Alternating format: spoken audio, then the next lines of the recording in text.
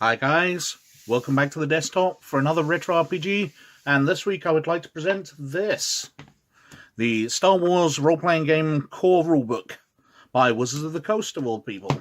Let's flip over to the back cover. Let's adjust.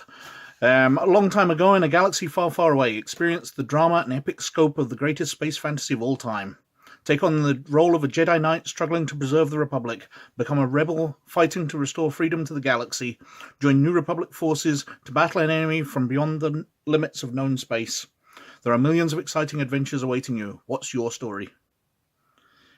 Includes everything you need to create your own Star Wars campaigns. All the rules of the game for players and games masters. Character creation, including fast-track templates and nearly limitless options. Episodes how to play in any time frame. Episode 1, The Rise of the Empire. Episodes 4 to 6, The Rebellion, or the New Republic era, The New Jedi Order. Equipment, weapons, vehicles, and aliens from Star Wars movies and expanded universe. An action-packed starting adventure. Conversion information for previous Star Wars role-playing game systems. Game statistics for the iconic characters in the Star Wars universe. Now, after West End Games went bankrupt, the Star Wars license went back to Lucasfilm, and Wizards of the Coast, the largest name in gaming at the time, bought it up. And this was what they first created. It came out in the year 2000, and the key thing on the cover is this, the D20 system logo. So this is basically a dressed up version of Dungeons & Dragons. We've got the standard stuff in here. If I start flipping through, it's all very glossy and nice. We're into the turn of the century. Desktop publishing was definitely there.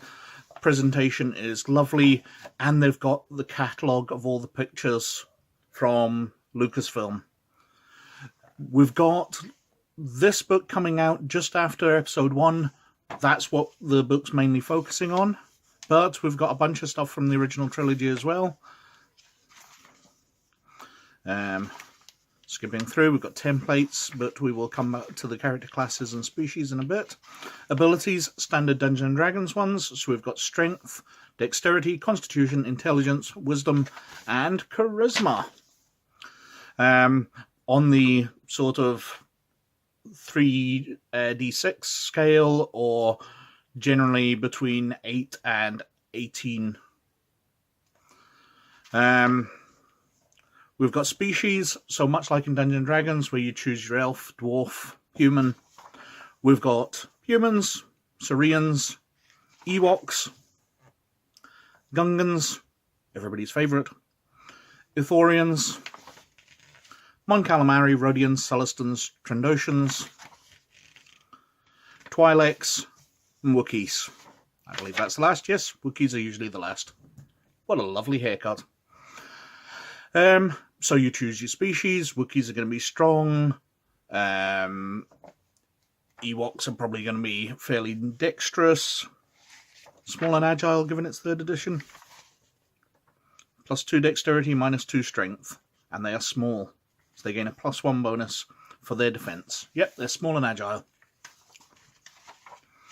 And we've got the classes. So you choose your species, you choose your class.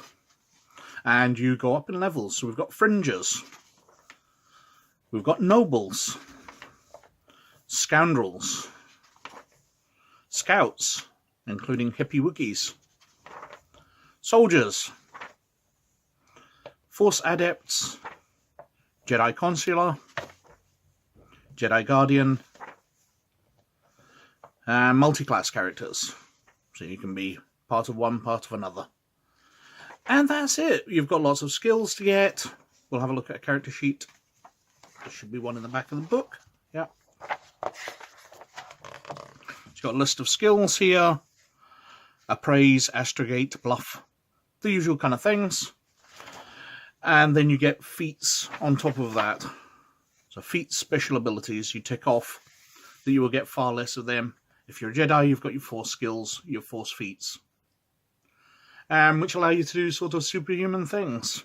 So they're almost like background descriptions, feats as well. So as well as having power attack, where you can take away your chance to hit something in exchange for more damage. You can have infamy. You can have improved initiative. You can be cautious. And there's not a lot else to it. It's Dungeons and Dragons dressed up in Star Wars clothes. You've got equipment, so armor, some weapons probably. Did we have weapons? Yeah, lightsaber, blasters. Do we have there? Is there a chart to tell us how much damage they do? So a blaster pistol does 1d6 damage. Got some combat rules here. Being 3rd edition Dungeons and Dragons, we are dealing with lots of almost miniature-based combat. We have Force. Got some vehicles, which include the usuals in Star Wars. Some starships.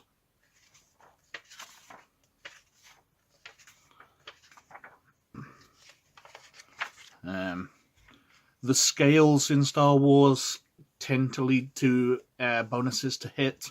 So if we look at a Y-wing fighter, it should have a size in there somewhere. I really don't like these blocks of stats.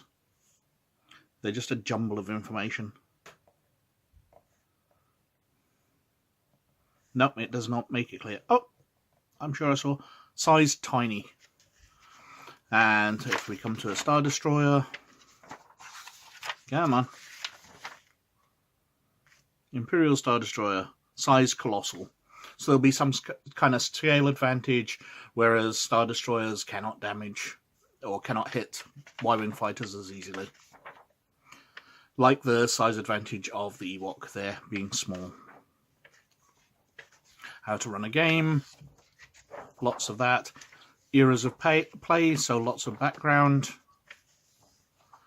Going right into the future here, so we've got Jaina Solo, Jason Solo, Anakin Solo, all the characters from the new Jedi Order era. Allies and opponents, so we've got stats here for people to fight, including the Yuuzhan Vong and Nogri.